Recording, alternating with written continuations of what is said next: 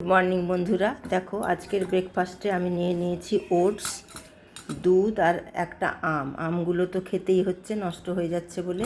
তা আমি আবার ওটসটা আগে ভিজিয়ে দিলে খেতে পারি না, কেমন গ্যাদগেদে হয়ে যায়। ওই জন্যে দেখো আমি এই একটু করে দুধ ঢালবো, আর এই দেখো এই যে আম নিয়ে নেব,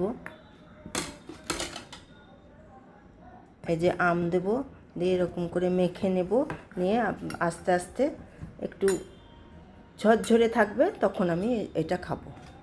এই দেখো এখন দুধটা দিয়ে দিলাম, দিয়ে এবার সমস্ত আমগুলো দিয়ে মেখে আমি খাবো, কারণ কতকতে হয়ে গেলে আমি আবার খেতে পারি না।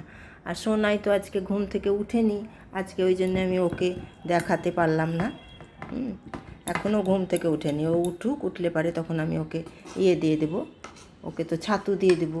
বেলা হলে পারে যদি উঠে, তাহলে আবার ওকে তো দেওয়া যায় না অন্য খাবার, কারণ 12টার সময়তে ভাত খাবে, মানে ছাতু দিয়ে দেবো। এই হয়েছে আজকের আমার জলখাবার।